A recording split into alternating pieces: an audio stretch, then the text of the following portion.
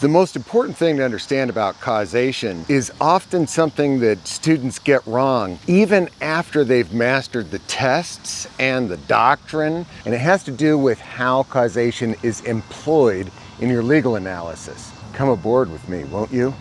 On the torts train, it's time for choo-choo causation.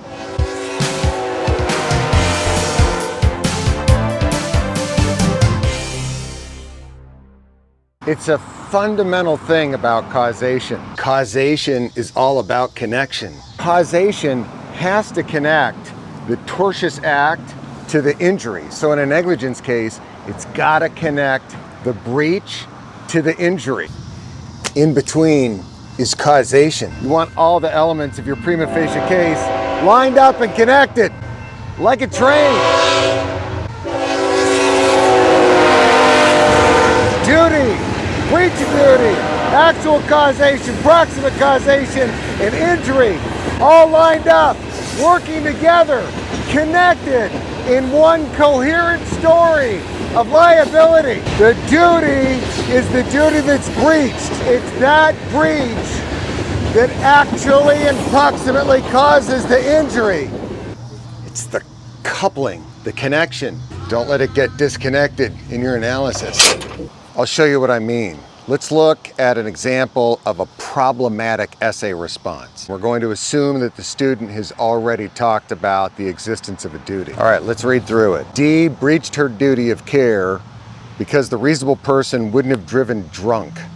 D was an actual cause because but for running the red light, P would not have been injured. D was a proximate cause because it's foreseeable that running a red light could cause a car accident. P has an injury because he suffered a broken arm.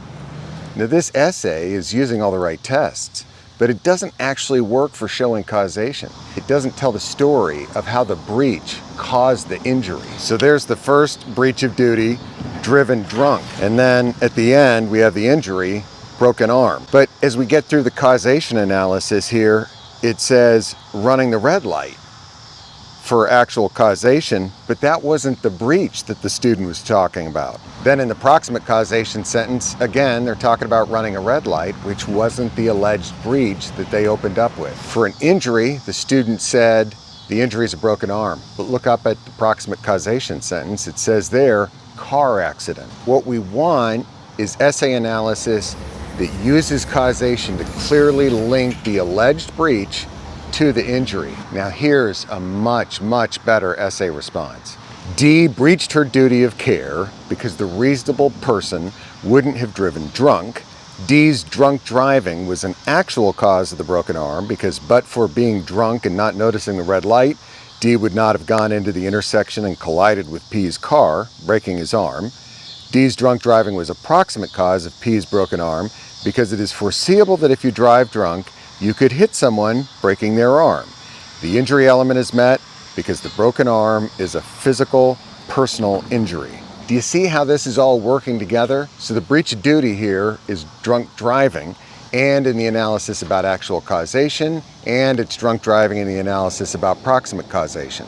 The breach of duty is consistent all the way through, so the causation is all harnessed to that breach of duty, drunk driving. Look at the injury. For the actual causation, we're talking about breaking his arm. For the proximate causation, it's a broken arm. And then the injury is talking about a broken arm. It's a consistent story where everything's hooked up like a train. Duty, breach, actual causation, proximate causation, injury, telling that coherent story, everything lined up, everything connected. Notice that it helps to not say that the defendant is an actual cause or that the defendant is a proximate cause. People aren't causes. Their actions are.